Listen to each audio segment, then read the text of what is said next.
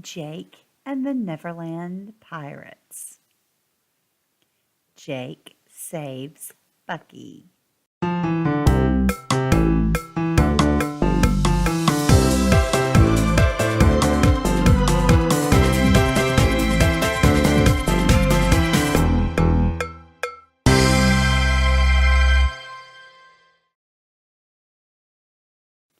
It's bedtime on the Jolly Roger, and Captain Hook wants Smee to read him a story.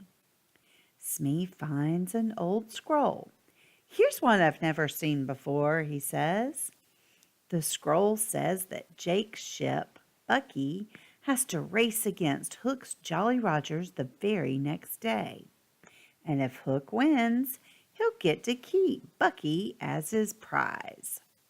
When no one is looking, Hook tears off a piece of the scroll and stuffs it in his pocket. Now Captain Hook is sure he'll win the race. The next morning, Jake and his crew are playing beach ball with Bucky. Bucky plays by using his sail boom like a bat. "Yo-ho, watch the beach ball go," exclaims Jake.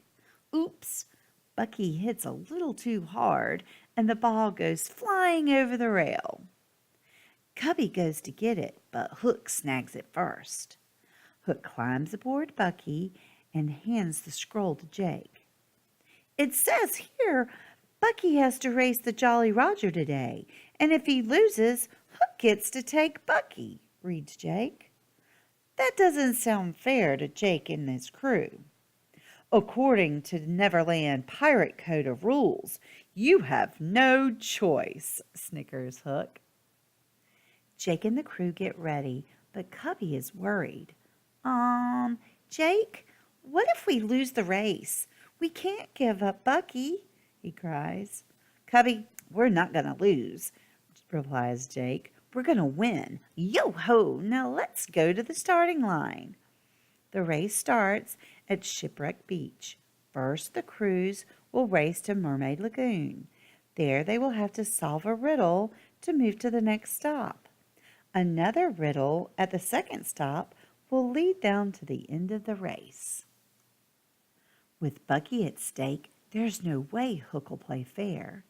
As soon as the race starts, he unleashes one of his fancy new gizmos, the colossal coconut cannon. Boom! Coconuts rain down on Bucky. Cubby and Izzy duck. "Ah, coconuts!" Cubby shouts. Bucky slows down and waits for the next barrage. Boom! Then he uses his hatches and booms to knock all the coconuts back onto the Jolly Roger. "Yo-ho!" exclaims Jake. "Bucky's playing the pirate beach ball." Hook and his men run for cover, and with no one at the wheel, the Jolly Roger comes to a complete standstill. Bucky zooms by and gets to Mermaid Lagoon first. Jake reads the first riddle.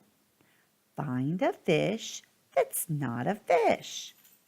The crew quickly spreads out to search. Soon Jake spots Sandy the starfish. "Check it out, mates. Sandy's got the word fish in his name." "That makes him a fish that's not a fish," exclaims Izzy. Jake and the crew head to their next stop, Skull Rock. Before long, the Jolly Roger makes it to Mermaid Lagoon, and Hook and his scallywags set out to solve the first riddle. Hook stomps around and almost steps on Sandy the starfish. "Captain, that's it!" shouts Smee. "This starfish is the fish that's not a fish." Now the Jolly Roger can head for Skull Rock. Through his spyglass, Hook sees that Jake has a big lead. "Behold me newest trick, the mighty Captain Hook, grappling hook," he snarls. Hook pulls a lever to launch a huge hook tied to an anchor. The grappling hook soars through the air and latches onto Bucky. When the anchor drops into the water, Jake's ship is dead in the water. But Hook isn't done.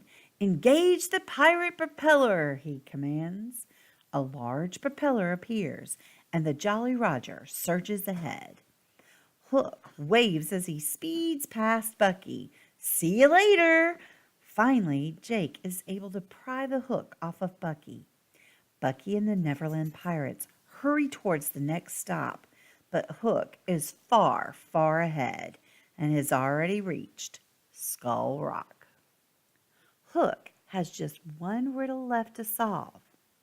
Find an island shaped like a bird. He scans the horizon with his spyglass and spies Eagle Island. Glory be, move it, Smee! I'm about to win, he shouts. When Bucky lands at Skull Rock, Scully instantly knows the answer to the riddle. I've got this one, matey. It's Eagle Island. But Jake's crew is too late. Captain Hook beats them to Eagle Island. I win the great never-see race. Bucky is mine, all mine, gushes Hook. Jake can't believe it. This can't be happening, he says. Smee hands Jake the Pirate Code of Rules scroll. I'm sorry, Jake, but I'm afraid pirates' rules are pirates' rules. Hook's crew ties Bucky to the Jolly Roger. Then Jake, Izzy, and Cubby sadly say goodbye to their friend. Izzy sprinkles everyone with pixie dust, and the crew flies home to Pirate Island. That night, Bucky rings his bell over and over. Hook orders Sharky and Bones to stop that ringing. But Bucky slams his doors and rolls a barrel across his deck to scare them off. It worked. Sharky and Bones race back to the Jolly Roger as fast as they can. I tells you, Bones, this ship is haunted. Back home, the Neverland Pirates need help, and Jake knows just who to call. Peter Pan. Using the lunar lantern to shine his picture on the moon, Jake calls, Cock-a-doodle-doo, Peter Pan, we need you. Peter Pan comes right away. Jake tells Peter what happened and shows him the scroll. There seems to be a piece of the scroll missing, Peter says. Maybe there's more to the rules than what Hook showed us.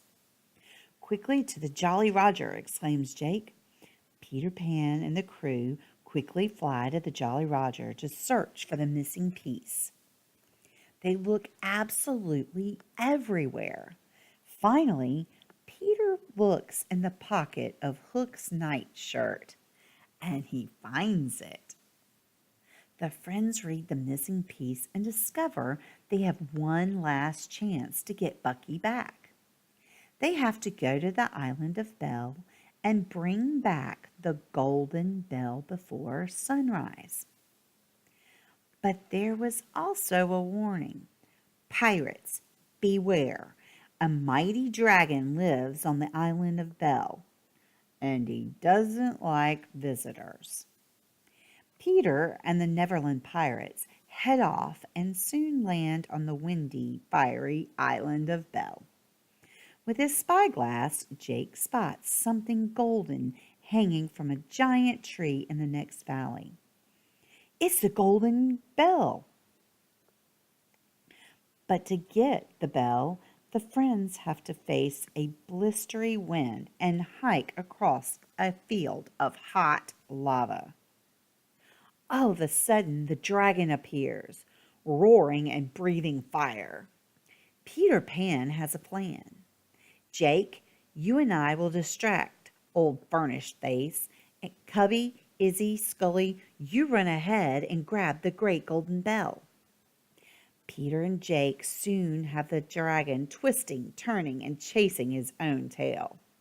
Meanwhile, Cubby, Izzy, and Scully run to the giant tree and find the golden bell.